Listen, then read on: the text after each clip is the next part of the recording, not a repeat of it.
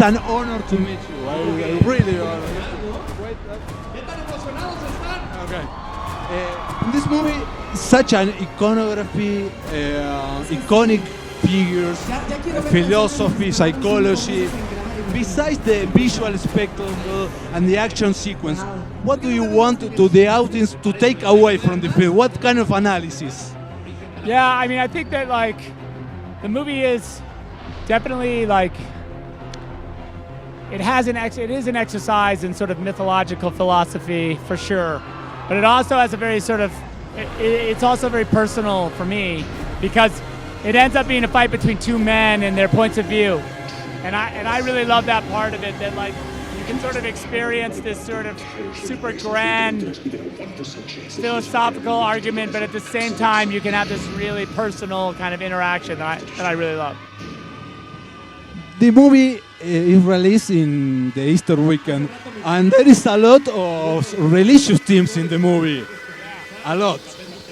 Was that a coincidence? And what kind of analysis in the way that we talked before of that film?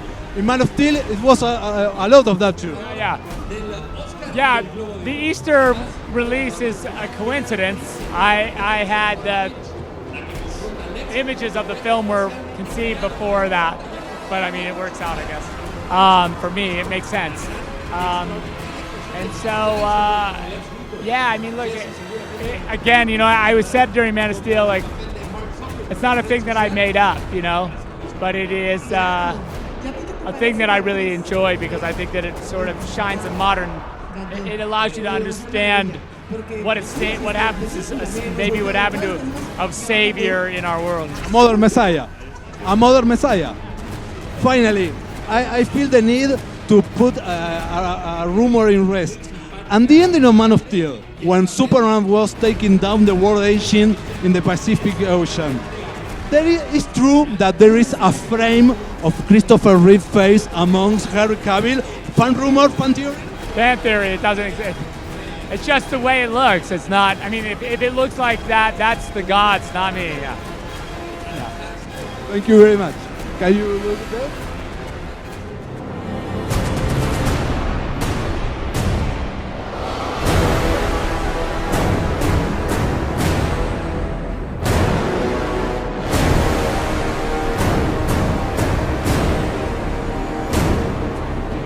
Hi, man. Hola, Argentina, ¿cómo estás? Todo bien.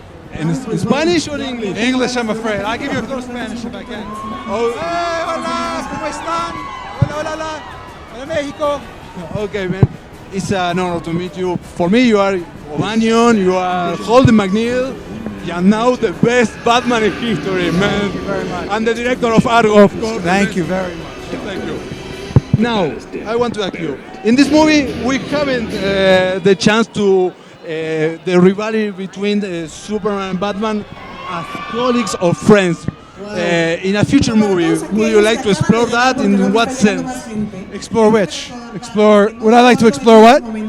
The relationship between Batman and Superman, not only a rivalry, not such a friends, colleague. Sí, pero en la next, how do you say next? ¿Única? No. La próxima película se llama Justice League. Vamos a trabajar juntos, Superman y yo, en el Justice League. Y somos un equipo.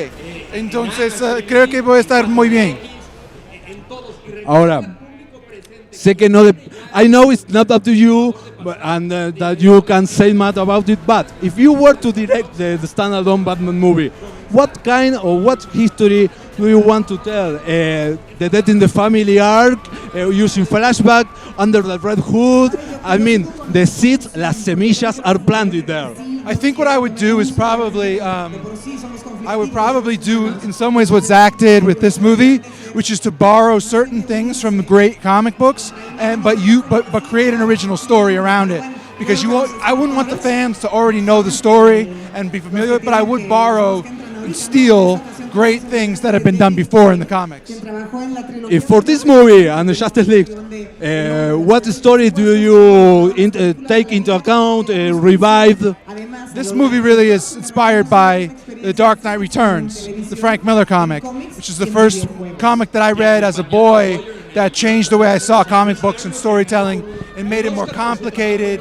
It made it more interesting, more gray, no negro y blanco, pero un poquito gris, muy diferente que algo that I knew before. And so ever since then, I've loved this story. And when I knew Zack was doing that, I wanted to jump in right away. Y hablando del conflicto entre los dos personajes Thank you. principales, es el productor. Argentina, ¿qué pasa?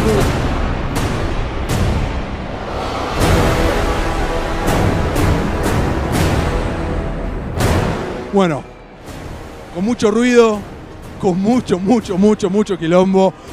No sé bien cómo habrá quedado esto. Haremos magia en la edición, pero quedó. Hablé con Henry Cavill, hablé con Zack Snyder, hablé con Gal Gadot y finalmente con el nuevo Batman, con Ben Affleck. Fue espectacular. Muchas gracias a todos. Gracias a los que estuvieron ahí del otro lado. Están viendo en el canal de cinesargentinos.com. Escuchen Badcast. Muchas gracias a Warner Argentina. Nos vemos.